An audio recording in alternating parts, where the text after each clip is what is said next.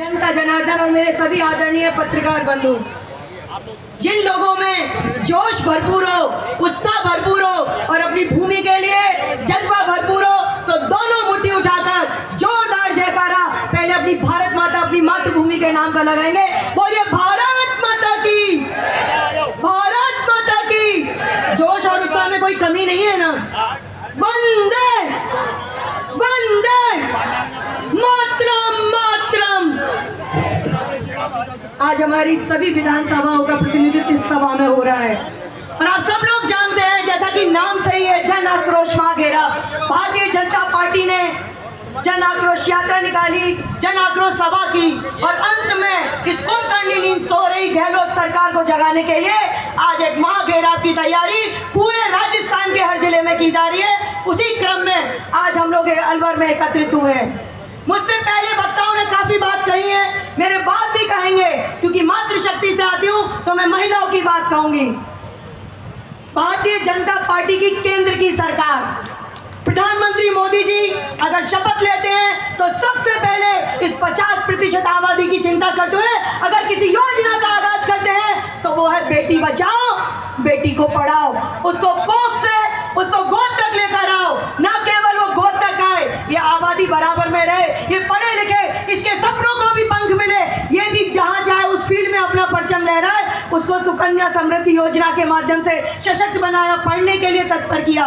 चाहे माँ की आंखों से आपने उज्ज्वला गैस के माध्यम से आंसू पोंछने का काम किया हो कि उसको धुएं से मुक्ति मिले, चाहे इज्जत घर शौचालय बनाकर ये काम किया हो कि उसका भी आत्मविश्वास बढ़े। जो बढ़ती हुई नई लड़की है उसको भी अपने आप में कहा कि वो कुछ भी कर सकती है। प्रधानमंत्री आवास योजना के माध्यम से हर औरत का सपना मेरा घर हो अपना, उसको पूर्ण करने का काम किया हो। लगभग 3 करोड़ से ऊपर घर प्रधानमंत्री आवास योजना के माध्यम से पूरे देश में महिलाओं के नाम किए जा चुके हैं। अनगिनत योजनाएं, चाहे वो फाइटर उड़ाने के लिए राह खोलनी हो, चाहे सेना में राह खोलनी हो, और ऐसी कोई फील्ड नहीं बचती। गौरव होता है जब 15 अगस्त और 26 जनवरी पे जब परेड करती हुई मेरी नारियां निकलती हैं। ये सारे एहसास, ये सारे भाव देने का काम मोदी जी ने किया। चाहे महिला किसान की बात हो, चाहे सम्मान निधि के माध्यम से बात हो, चाहे कोई भी ऐसी योजना हो जिससे नारी के जीवन में सुलभता सजगता है, वो सारी योजनाएं लागू करने का काम किया। और बहुत शर्म आती है, आप सब लोगों के आशीर्वाद से राष्ट्र में पदाधिकारी हूँ और पूरे देश में घूमने का मौका मिलता है, और एक क्वेश्चन मेरे सामने आता है कि राजस्थान महिला अत्याचार में, महिला बलात्कार में नंबर 1 है। वो राजस्थान जो वीरों की भूमि, वो भूमि जब मर जाते हैं कहते हैं कि हम सर कटा सकते हैं, सर झुका सकते नहीं, जो पन्ना दहे जैसी वीरांगना की भूमि है।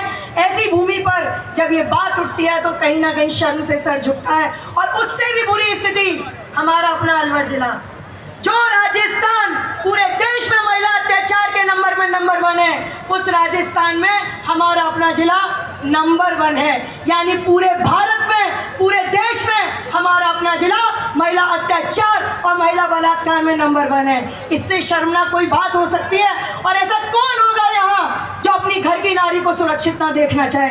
ऐसा कोई हो सकता है क्या? जिस प्रदेश का मुखिया, मुख्यमंत्री अपनी नारी की सुरक्षा और रक्षा ना कर सके, आए दिन अभी हाल में आपने बालोतरा में सुना होगा कि गैंग रेप किया उससे और उसको तेजा फेंक के उसको मार दिया और वो मर चुकी है कल। ये ऐसी घटना है अलवर में। आप लोगों ने अपने ब्रिज की घटना हो, 60 साल की बूढ़ी के कड़े काटने की बात हो, एक दलित बहन को उसके पति के सामने गैंग रेप करने की बात हो, अनगिनत घटनाएं, चाहे दलित अत्याचार की बात हो। और युवाओं का तो हाल ही बेहाल है। वो जब पेपर की तैयारी करते हैं, वो बेटा हो या बेटी हो, पेपर लीक हो जाता है। ऐसी सरकार, ऐसी निकम्मी स्थिति, ऐसी भ्रष्टाचारी, ऐसी जंगल राज सरकार, जब कानून व्यवस्था का कोई अता पता नहीं है, भगवान भरोसे सरकार चल रही है। और गहलोत जी का एक ही काम है, केवल कुर्सी किसी तरह बचनी चाहिए। राजस्थान की जनता चाहे भाड़ में, राजस्थान का कोई भी हाल होता रहे, चाहे राजस्थान की इमेज पर बट्टा लगता रहे, हर तरह से राजस्थान को नीचे गिराने का काम। और क्या करते हैं? रैपिंग पैकिंग करके हमारी योजनाओं पर काम करते हैं। आज महिला को सशक्त बनाने के लिए चाहे जनधन सुरक्षा के माध्यम से खाते खोलकर सीधा लाभ देने का काम किया हो, किसान सम्मान निधि को सीधा देने का काम किया हो, और आयुष्मान भारत से जिस भारत की सारी आबादी को, लगभग 80 करोड़ आबादी को एक सुरक्षा कवच देने का काम किया। और आज संजीव किडनी के माध्यम से रैपिंग करके नीचे छोटा सा भाई साहब लिखते हैं आयुष्मान का नाम और संजीवनी के नाम से चला रहे हैं। अरे पैसा केंद्र से आ रहा है, ये पैसा मोदी जी भेज रहे हैं, चाहे वो कोरोना का काल हो, पूरे भारत के लोगों को कोई भूखे से ना मरे। उन्होंने जिस तरह से प्रधानमंत्री के माध्यम से सब लोगों को अन्न देने का काम किया, ये पूरे विश्व में अपने आप में एक इतिहास है। और कोरोना वैक्सीन ने तो हम किसने नहीं ली, सबको सबके जीवन को बचाने का काम, सबको सुरक्षा देने का काम, और केवल अपने देश के नागरिक को नहीं, वसुधैव कुटुंबकम को ध्यान रखते हुए, जो मेरे भारत की संस्कृति है, जो मेरे सनातन की संस्कृति है, उसको ध्यान में रखते हुए हमने पूरे विश्व को कोरोना दवाई देने का काम किया। ऐसा व्यक्तित्व जब वो खड़ा होता है विश्व के पटल पर, तो गौरवमयी क्षण होता है मेरे भारत के प्रत्येक वासी के लिए। सारे देश के राष्ट्राध्यक्ष राजदूत उठकर खड़े होते हैं उनके सम्मान में। ये सम्मान आजाद भारत में अगर खड़ा किया है किसी ने, तो केंद्र की मोदी सरकार ने खड़ा किया है।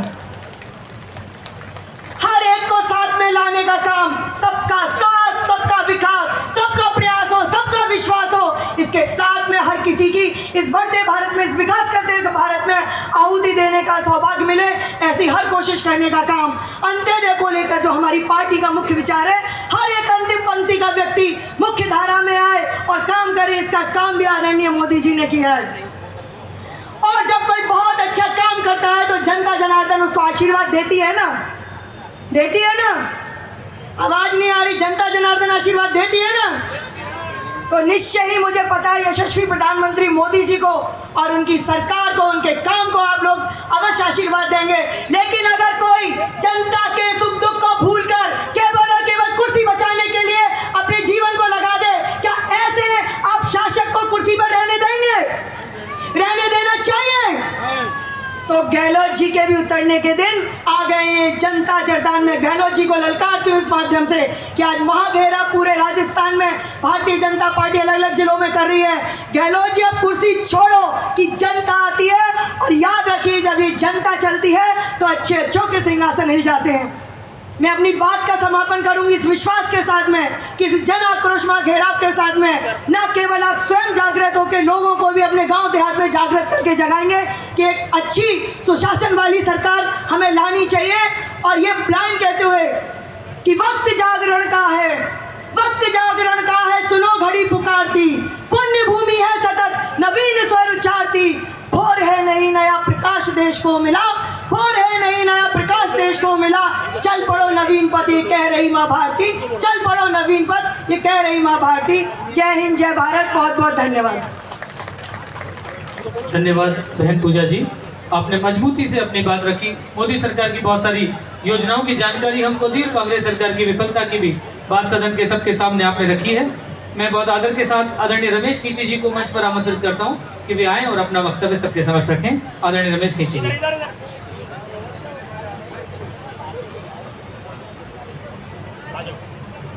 ये मंच के बाईं तरफ जितने भी साथी खड़े हैं, माइक वाले भाई साहब के और मंच के बीच में जितने भी साथी खड़े हैं, इनसे मेरा आग्रह है कि एक बार सामने जो स्थान है उन पर अपना स्थान ग्रहण करें।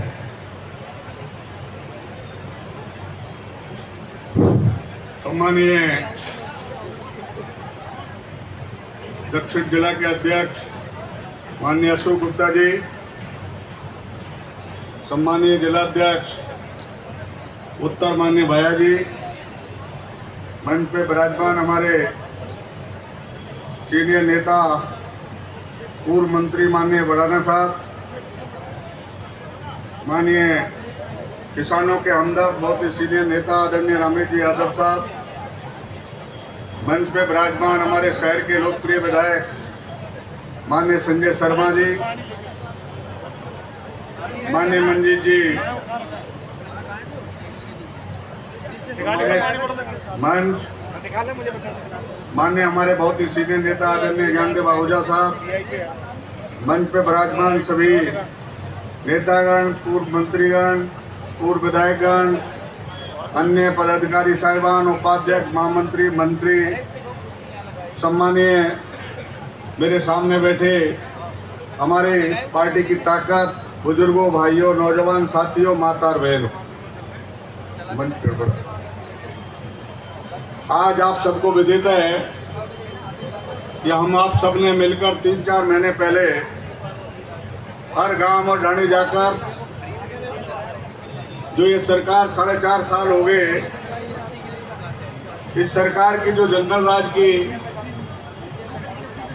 जितना अन्याय, जितना अत्याचार प्रदेश के किसानों के साथ, प्रदेश के युवाओं के साथ और खास तौर से महिलाओं के साथ जितना इन 4-4.5 वर्षों में इस सरकार ने जो अत्याचार किए, इस सरकार ने जो जितनी योजनाएं थी उन सबको केंद्र के माध्यम से जो योजनाएं हैं उनको अपने तरीका से नहीं लगाने का काम किया। बड़े बड़े वायदे किए थे जब सरकार में आने के लिए कि हम सरकार में आएंगे तो आप किसानों का कर्जा माफ करेंगे। आज तक कोई किसान का कर्जा माफ नहीं हुआ, बल्कि किसान इस बहकावे में आ गया और किसान पे वो कर्जा बढ़ता चला गया। उसकी जमीन जायदाद की कुर्कियां हुई, वो परेशान हो गया। और मैं समझता हूँ आत्महत्या के लिए मजबूर होकर आत्महत्या भी बहुत सारे किसानों ने की। इसी के साथ आपने देखा होगा युवाओं के साथ घोषणा पत्र के माध्यम से बड़े बड़े वायदे किए थे कि हम बेरोजगारी भत्ता देंगे, बेरोजगारों को रोजगार देंगे, जो समझा पड़े उनको हम परमानेंट करेंगे। लेकिन आज तक वो काम कोई मजबूर करने का काम इस सरकार ने नहीं किया।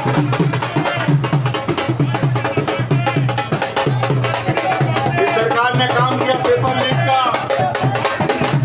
आप जानते हैं किसान का बच्चा, मजदूर का बच्चा, आप सभी का धन्यवाद। किस तरह से अपने बच्चे को पढ़ाने के लिए कोचिंग के लिए भेजता है। मैं आपसे सभी से निवेदन करना चाहूंगा, आपका नेता के बहुत सम्मान हो गया। आपसे निवेदन करूँ आप सब अपनी अपनी कुर्सियों पर बैठ जाएं।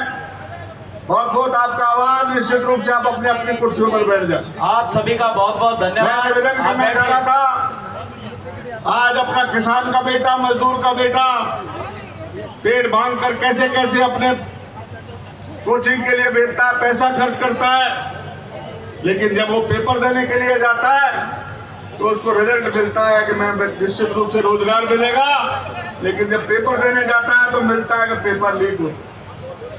एक दिन नहीं, कितनी मतलब विभागों में एक बार नहीं, कितनी बार मतलब मैं समझता हूँ पेपर लीक लगातार हर विभाग के पेपर लीक हुए। ये सरकार का जो काम होना चाहिए उस काम को तो कर नहीं रही, अपनी कुर्सी बचाने के लिए केवल एक दूसरे को लड़ाने का काम कर रहे। किसानों का आज हालात देखिए, ओलावृष्टि में कोई किसी तरह किसान का सहयोग नहीं किया। बिजली की बीसीआरएन में तमाम पूरे प्रदेश में, पूरे जिले में भरी जा रही है। किसानों का नाप शनाप उसमें बीसीआर का पैसा लगाया जा रहा है। समय पे मैं समझता हूँ किसान कैसे कैसे अपने उसको कर रहा है, लेकिन बिजली नहीं मिली उसको अपने फसल को उगाने के लिए। जो सरकार के काम होने वो सरकार ने काम नहीं किए, बल्कि वो सरकार ने उल्टे काम किए। हमने सुना तो बहुत सारी चीजों पर कि आप बिजली के उत्पादन में नंबर 1 रहेंगे। मैं समझता हूँ स्वास्थ्य के क्षेत्र में नंबर 1 रहेंगे, शिक्षा के क्षेत्र में कई सरकार नंबर 1 रहेगी, लेकिन इस सरकार ने वो काम नहीं किया। सरकार किस काम में रही नंबर 1? भ्रष्टाचार में नंबर 1 पूरे प्रदेश, महिला अत्याचार में नंबर 1 प्रदेश, महिलाओं के साथ बलात्कार हुआ नंबर 1। मैंने जीवन में नहीं सुना इतनी बातों का। इतनी उम्र होगी, अबोध बालिका 6 वर्ष की बालिकाओं के साथ आज बलात्कार। मैं समझता हूँ कैसी ये सरकार है। तो आज समय आ चुका है ऐसी सरकार का। मैं ज्यादा समय नहीं लूंगा, हमारे बहुत सीनियर नेता विराजमान है। आप सबसे निवेदन है कि अब आपके पास समय आ गया। इस समय में आपको 6 महीने के अंदर आपको अपने आप पे संकल्प लेके जाना पड़ेगा और इस सरकार को उखाड़ फेंकने का काम करेगा। निश्चित रूप से मैं समझता हूँ लोगों में बहुत बड़ा, हर गांव और रानी में बड़ा आक्रोश है, रोष है। इस सरकार को बदलना चाहती है। आपकी ताकत और आपकी मेहनत की आवश्यकता है कि आप इन 6-7 महीनों में मेहनत करके सरकार को बदल दो, जिससे आने वाले टाइम में हमारे देश के लोकप्रिय प्रधानमंत्री आदरणीय नरेंद्र मोदी जी की जो बड़ी बड़ी योजना, अच्छी अच्छी योजना, चाहे जल मिशन के माध्यम से हर गांव और रानी में पानी के पहुंचने का काम हो, बिजली पहुंचने का काम हो, मैं समझता हूँ किसान समृद्धि निधि का काम हो, ये बहुत सारी मैं समय का पूरा ध्यान है। मैं आप सबसे पूरा निवेदन करूंगा, हम और आप सब सहयोग लेकर जाएं और आने वाले टाइम में जो शासन को बदल कर रहे हैं, सरकार को बदल कर रहे हैं, जिससे हम अपने आप में सुरक्षित रहें और सुरक्षित रहें। धन्यवाद। धन्यवाद खींची जी। सभी आगंतुक कार्यकर्ताओं का मैं हार्दिक अभिनंदन और स्वागत करता हूं और आपसे आग्रह करता हूं कि आप सब अपना अपना स्थान ग्रहण करें। बहुत अच्छी और सच्ची बात कम शब्दों में खींची जी ने आपके बीच में रखी। अब मैं अगले वक्ता के रूप में आदरणीय जयराम जी जाटव साहब को मंच पर आमंत्रित करता हूं कि वे आए और अपना उद्बोधन मंच के समक्ष रखें।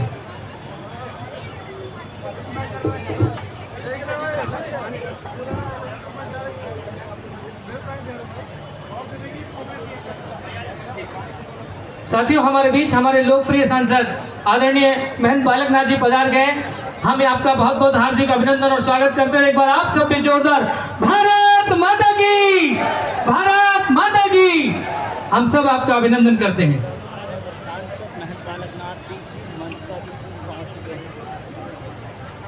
जन आक्रोश महाघेराव कंपनी बाग में भारतीय जनता पार्टी अलवर उत्तर और दक्षिण के भारतीय जनता पार्टी के तत्वाधान में हमारे अलवर के सांसद महंत बालकनाथ जी मंच पर भारतीय जनता पार्टी के उत्तर के और दक्षिण के अध्यक्ष आदरणीय अशोक जी गुप्ता, आदरणीय भाई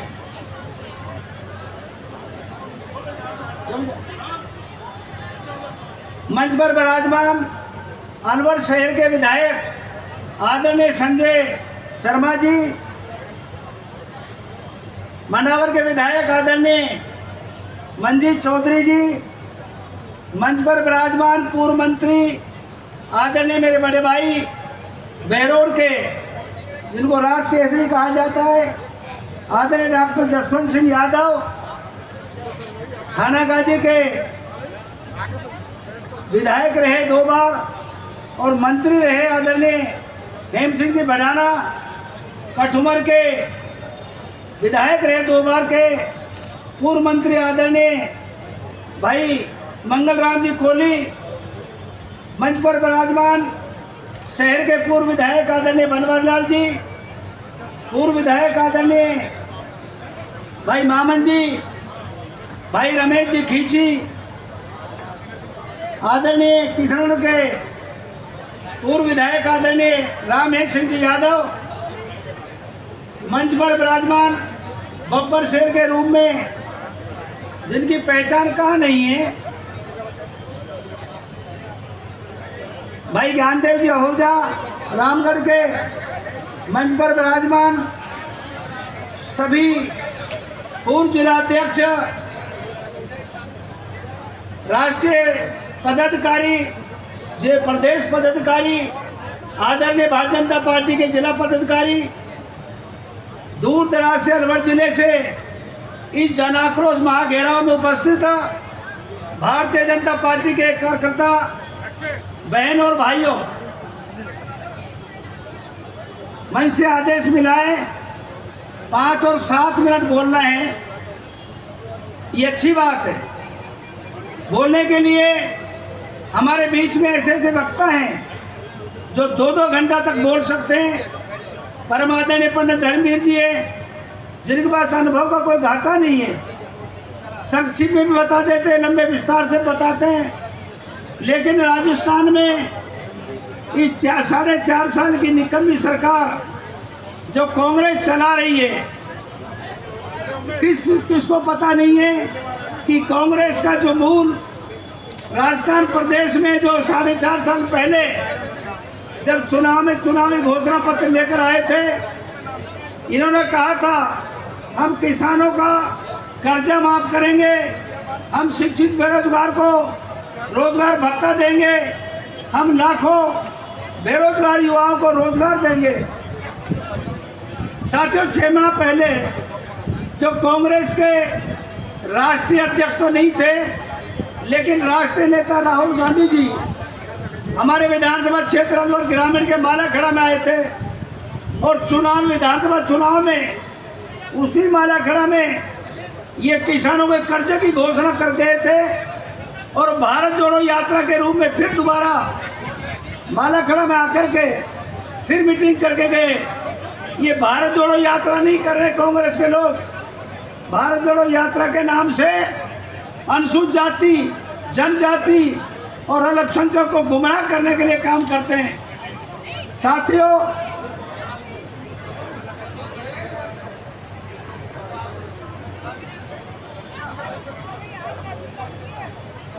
शांति बना के रखो भाई। इसी तरह अनुसूचित जाति, जनजाति के लोगों को ये संविधान की बात कहते हैं कि बाबा साहब डॉक्टर अम्बेडकर का संविधान, उस संविधान को बदलने की बात कहते हैं। मैं ये आरोप लगाता हूँ कांग्रेस के ऊपर, कांग्रेस की निकम्मी सरकार के ऊपर, राजस्थान में जो 4.5 साल से चल रही है, इन्हें सबसे बड़ा अगर अनर्थ किया है तो वो क्या है, शिक्षित बेरोजगार के साथ। मैं ये विश्वास करता हूँ कि हमारे लोग, हमारी बेटी, हमारी बहनें, हमारे भाई कर्जा दे करके, खेती करके, मजदूरी करके, पढ़ा करके उसको रोजगार के लिए, नौकरी के लिए प्रयास करते हैं। लेकिन निकम्मी सरकार में जो भी वैकेंसी खोली गई, जो भी नौकरी निकाली गई, उस सब नौकरियों में पेपर आउट होते चले गए। आज ये पेपर आउट होने का काम किसका था, किसने कराया, क्यों कराया, इसमें दोष किसका है? इसलिए साथियों, लाखों शिक्षित बेरोजगारों की जिंदगी बर्बाद करने वाली राजस्थान की ये सरकार है। यहाँ के कई 2 मंत्री हैं, राजस्थान के कई मंत्री हैं। अभी 2 अप्रैल को जयपुर में दलित महासभा हुई, दलित महासम्मेलन हुआ। राजस्थान के 4 कैबिनेट के मंत्री, जो राजस्थान की सरकार में 4 मंत्री वहाँ गए और बोलने के लिए खड़े हुए। वहाँ के लोगों ने कहा कि आप लाइन में बात करिए, आपने 4 साल में अनुसूचित जाति के लिए क्या किया है, जनजाति के लिए क्या है, क्या किया है, बेरोजगार के लिए क्या है, क्या किया है? आपकी जो सरकार है ये अनुसूचित जाति विरोधी सरकार है। दलितों ने, अनुसूचित जनजाति के लोगों ने, जहाँ लगभग 6, 7, 8 लाख की जनसंख्या की भीड़ थी, जयपुर में उन नेताओं को नहीं बोलने दिया। मैं मंच के माध्यम से ये आरोप नहीं लगा रहा हूँ, मैं सच्ची बात कह रहा हूँ। हमारे इस विधानसभा क्षेत्र अलवर ग्रामीण की बात छोड़िए, अलवर जिले में इन्होंने एक सड़क का काम नहीं किया। हमारे टाइम में 968 करोड़ रुपया NCR की सड़कों का हमने थाना गाजी, अलवर ग्रामीण, मंडावर, किशनगढ़ और तिजारा में जाल बिछाया। इन लोगों ने पैसा नहीं लगाया। MSDP के माध्यम से जो अल्पसंख्यक का पैसा आता है, उस पैसे से हमने गांव-गांव में, एक गांव में 5-5 करोड़ रुपए के स्कूल की बिल्डिंग का निर्माण किया। ये बातें करते हैं कि हम इंग्लिश खोल रहे हैं, इनके पास कोई अध्यापक नहीं, इनके पास कमरा नहीं है। इसलिए मैं आरोप लगाता हूँ कि ये सरकार अनुसूचित जाति, जनजाति और महिला विरोधी सरकार है। इस सरकार को पोषने के अलावा हमारे पास और कोई काम नहीं है।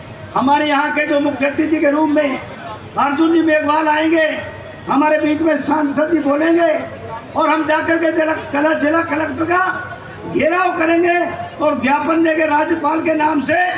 ये गूंगी बहरी सरकार और निकम्मी सरकार की 6 महीने के अंदर इनकी नींद सोई हुई है कुंभकर्ण की, इनको जगाने का काम किया जाए।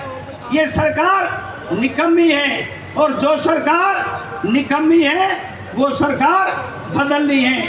आप सबके लिए बहुत बहुत धन्यवाद। जय हिंद, जय भारत। हमारे जिले से जितने कार्यकर्ता आए हैं, मैं कोटि से आभार व्यक्त करना चाहता हूं सबका, नेताओं का स्वागत करना चाहता हूं, अभिनंदन करना चाहता हूं, क्योंकि काफ़ी देर से इन लोगों ने अपनी बैठ करके शोभा के विराजमान शोभा बढ़ाई है। इस सब के लिए बहुत बहुत धन्यवाद। जय हिंद, जय भारत।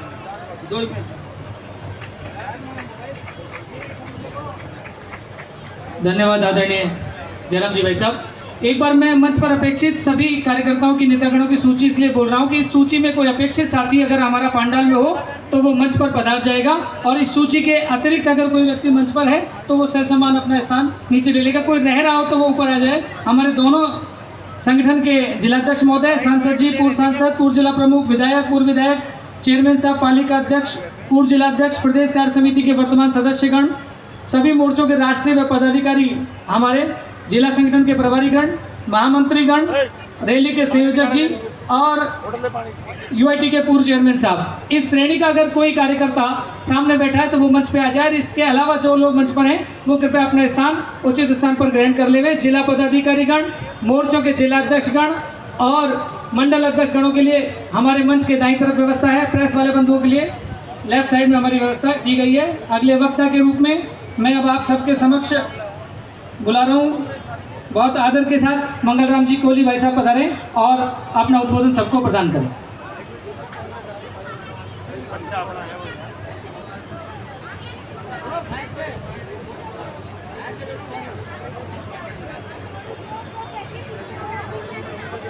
मंच पर विराजमान हमारे दक्षिण जिलाध्यक्ष अशोक जी गुप्ता और उत्तराध्यक्ष जिलाध्यक्ष जी भाया जी और हमारे वरिष्ठ नेता आहूजा जी और हमारे महाराज भालनाथ जी सांसद महोदय एवं पूर्व मंत्री डॉक्टर जसवंत जी, हेम सिंह भडाना जी पूर्व मंत्री राजस्थान सरकार, और हमारे मंजीत भाई विधायक मुंडावार, और हमारे वरिष्ठ नेता और अलवर के विधायक संजय शर्मा जी, सम्मानित मंच और पंडाल में विराजमान मेरे पूजा बुजुर्गों, युवा साथियों, प्यारे भाइयों और पूजा योग माता और बहनों, आज ये सभा इसलिए रखी गई है कि हमारे जो वर्तमान सरकार है, जिसके 4.5 साल पूरे हुए, जिसने जनता को वादा किया था उस वादा को नहीं निभा सके। जैसे हमारे पूर्व विधायक जयराम जी बोल रहे थे कि मेरे विधानसभा क्षेत्र में मंडल मालखेड़ा में आकर के कांग्रेस के बहुत बड़े वरिष्ठ जो नेता हैं उन्होंने आकर के जनता को मुगालते में रखा, कहा कि किसानों के 10 दिन का कर्जा माफ कर दिया जाएगा। आज तक 4.5 साल से किसानों का कर्जा माफ नहीं हुआ। पूर्व वक्ताओं ने कहा कि किसानों ने आत्महत्या भी की। इस तरह से न किसानों पर सरकार अपने वादे को निभा सकी, न युवाओं को नौकरी के लिए जो वादे किए थे वो निभा सकी, क्योंकि आज हमारा युवा बहुत परेशान है, क्योंकि उनको कोई धंधा नहीं मिल रहा है। अगर वो तैयारी भी करते हैं, उनके माँ बाप उन्हें कहीं बाहर भेजते हैं तैयारी के लिए, तैयारी करते हैं, माँ बाप जैसे तैसे उनको पैसा देते हैं और उनकी व्यवस्था करते हैं। एग्जाम सेंटर में जाते ही पता लगता है कि पेपर लीक। इस प्रकार की जो व्यवस्था इस सरकार ने की है, ये जनताओं के लिए कुठाराघात है। और हमारे जो आपको पता है कि जो नाथी का भाड़ा कहने वाले व्यक्ति ने अपने परिवार के आरएस अधिकारी लगा दिए। ये कांग्रेस सरकार अपने लिए करती है, क्योंकि जब कोरोना का काल था, उस कोरोना काल में ये सरकार 5 स्टार होटल में आनंद ले रही थी और भारतीय जनता पार्टी का कार्यकर्ता कोरोना में पीड़ित हमारे पीड़ित व्यक्तियों की मदद कर रहे थे। और अगर कोरोना काल में मदद की तो भारतीय जनता पार्टी के कार्यकर्ता ने मदद की और कांग्रेस ने किसी प्रकार की मदद नहीं की। और वैक्सीन की व्यवस्था भी की तो हमारे प्रधानमंत्री नरेंद्र भाई मोदी जी ने की। और हमारे प्रधानमंत्री नरेंद्र भाई मोदी जी ने हमारे महिलाओं की पीड़ा को देखा, उनको गैस सिलेंडर दिए और महिलाओं के लिए सोचा कि जो महिलाएं शाम तक बेचारी परेशान होती थी शौच जाने के लिए, उनको शौचालय बनवाए। केंद्र सरकार की इतनी सारी उपलब्धियां आज हमारे इस देश में की है, वो सराहनीय है। और मैं तो यहाँ कहता हूँ कि जब हमारे यहाँ के बच्चे बाहर जब क्या नाम से डिग्री लेने गए थे, तो जब युद्ध चल रहा था यूक्रेन का, तो उस यूक्रेन के युद्ध को हमारे प्रधानमंत्री नरेंद्र भाई मोदी ने रोक करके कहा कि हमारे इस देश के बच्चे हैं, इन देश के बच्चों को नहीं निकलने दिया और युद्ध नहीं रोका तो अच्छा नहीं रहेगा। उसके पीछे क्या हुआ, हमारे देश के बच्चों को निकाला और देश के बच्चों को निकालने के साथ साथ पाकिस्तान के बच्चे हमारे भारत के झंडे के पीछे पीछे आए।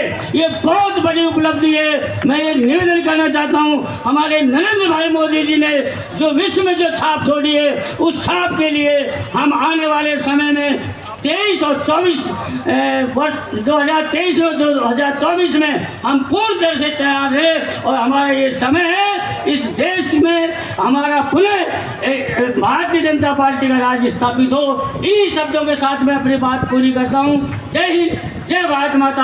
आप सबको मेरा प्रणाम, नमस्ते नमस्ते।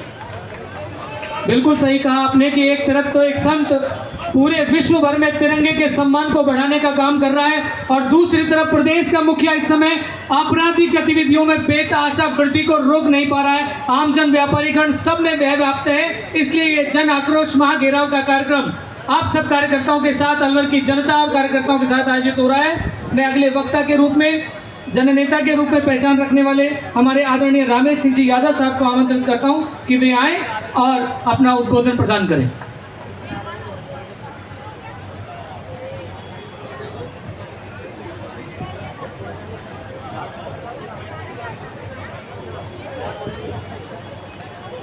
हमारी पार्टी के दोनों जिलाध्यक्ष महोदय, मुझे निर्देश हुआ है मंच पर विराजमान सभी सम्मान्य नेतागण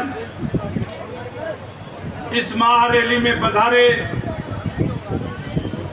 गांव के किसान भाइयों, बुजुर्गों, नौजवान मित्रों, माता बहनों, मेरे से पूर्व राजस्थान की इस गूंगी बहरी सरकार के खिलाफ ऐसी कोई बात नहीं जिसको मैं कहूं। मैं तो एक विषय पर आपका ध्यान आकर्षित करना चाहता हूं। पिछले दिनों उदयपुर में कन्हैयालाल टेलर की गर्दन काटी राजस्थान की सरकार, उसको दुर्घटना बनाना चाहती थी, लेकिन अमित शाह की सरकार, मोदी जी की सरकार ने तय किया कन्हैया की गर्दन काटने वाले जेलों की सलाखों में जाएंगे, फांसी के तख्ते पर चढ़ाए जाएंगे। दूसरी तरफ राजस्थान की सरकार, जो बम ब्लास्ट में 71 लोगों की शहादत हुई, 167 लोगों को अपनी प्राणों की घायल हुए, 71 लोग शहीद हुए। उन मुलजिमों को सरकार के गिरफ्तारी के बाद कोर्ट ने 4 लोगों को फांसी की सजा दी। उसमें शहीद होने में हमारे भी अलवर जिले के 2 जवान थे। एक तो हमारी कोट कासिम का दीपक सनोबलाल सिंह 24 साल का था, शादी भी हुई नहीं थी, अपने बाप के अकेला बेटा था जो शहीद हुआ था। जिस दिन फांसी हुई, हम सब लोगों को लगा था कि दीपक के शहीद होने पर न्यायालय ने फैसला किया है, फांसी की सजा हुई है, लेकिन कांग्रेस की निकम्मी सरकार ने पैरवी नहीं की।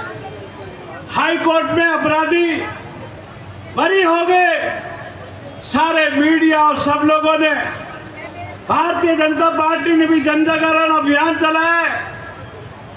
निश्चित रूप से इन अपराधियों को फांसी हो, फांसी के तख्ते पर जाए। सुप्रीम कोर्ट में सरकार अच्छी अपील करे, पैरवी करे, और केंद्र की सरकार भी दिल्ली में में पैरवी करेगी।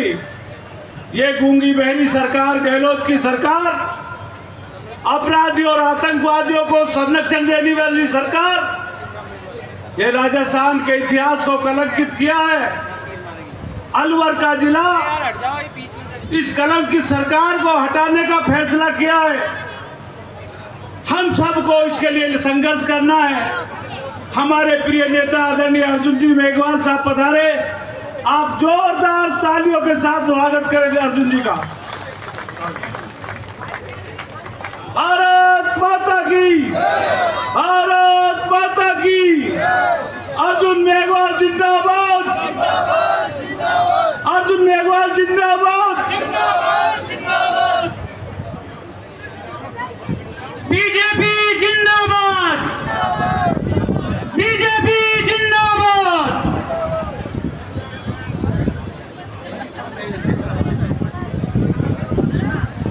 साथियों, हमारे बीच में आज के कार्यक्रम के हमारे मुख्य आकर्षण कहिए, मुख्य वक्ता कहिए, हमारे नेतृत्वकर्ता कहिए, आदरणीय अर्जुन राम जी मेघवाल साहब, जो केंद्र सरकार में मंत्री हैं, संसदीय मामलात के मंत्री हैं, वो हमारे बीच में पधार गए हैं। अलवर की इस तपोभूमि पर आपका हार्दिक अभिनंदन और स्वागत करते हैं। और मैं हमारे माननीय अध्यक्ष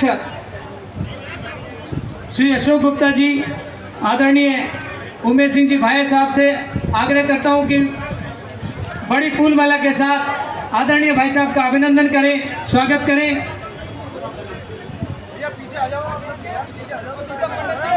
दोनों अध्यक्ष गणों के साथ साथ विधायक जी, सांसद जी, कैबिनेट के मंत्रीगण, आदरणीय ज्ञानदेव जी, पूजा जी से मेरा आग्रह है कि आप जो है बड़ी माला के साथ फूल माला में आदरणीय अर्जुन राम जी मेघवाल साहब मंत्री महोदय का अभिनंदन करें। और हम सब भी भारत माता के जय घोष के साथ आप सब भी अभिनंदन करें। भारत माता की, भारत माता की। वंदे वंदे वंदे वंदे। अलवर की पावन तपोभूमि पर आपका हार्दिक अभिनंदन है, आपका हार्दिक स्वागत है।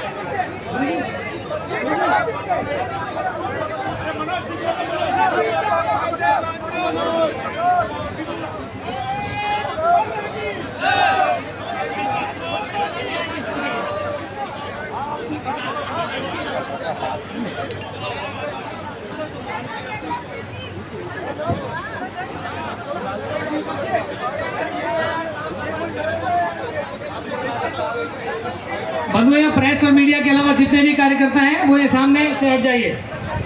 अब जो श्रेष्ठ लोग रह गए ना, वो स्वागत करते हैं। जिन्होंने स्वागत कर दिया वो बरात जाए।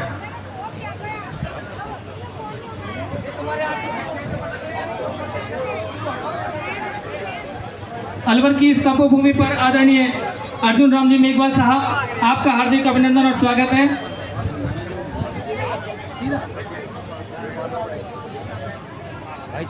अभी रामेश सिंह जी यादव साहब आपके समक्ष अपनी बात रख करके गए थे और मैं बहुत आदर और सम्मान के साथ हमारे लोकप्रिय सांसद महंत बालकनाथ जी महाराज से आग्रह करता हूं कि वे मंच पर आएं और अपना उद्बोधन हमें प्रदान करें।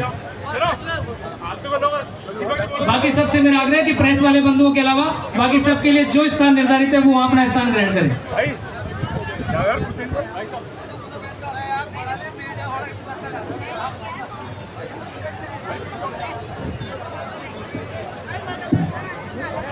विश्वेश रूपम जगदीश स्वरूपम धर्मर्कयूपम यतिवर के भूपम संसार सारम त्रेतार्पहारम श्रीमस्कनाथम सतम नमामि। बोलिए भर्तृ बाबा की, भर्तृ बाबा की, भारत माता की, भारत माता की। आज के इस जन आक्रोश महा घेराव के इस कार्यक्रम में उपस्थित हमारे बीच में पूरे राजस्थान की आवाज को उठाने वाले और राजस्थान के एक एक विषय से जुड़े, हर व्यक्ति के साथ जुड़े ऐसे जन जन के नेता श्री अर्जुन राम मेघवाल जी, जो कि राजस्थान भारतीय जनता पार्टी के सांसद के स्वरूप में केंद्र में हमारा मंत्री पद पर सुशोभित हैं। उपस्थित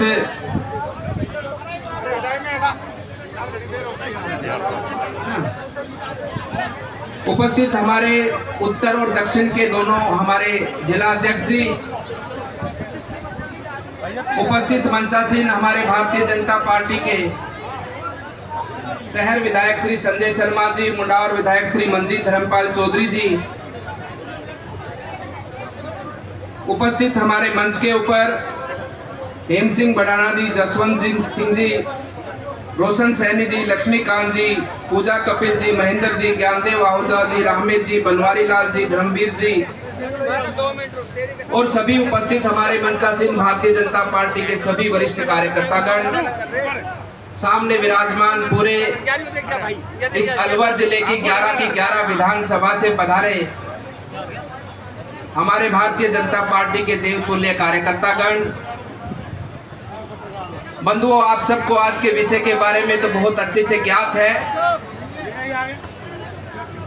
और आप पिछले लगभग 4.5 वर्षों से जो दुख को आप सब लोग सहन कर रहे हैं राजस्थान के अंदर, क्योंकि आप भारतीय जनता पार्टी के कार्यकर्ता हैं, आप जिस भी स्थान से, जिस भी गांव से आते हैं, वहां गांव के लोग आपको बड़ी उम्मीद से आपकी तरफ देखते हैं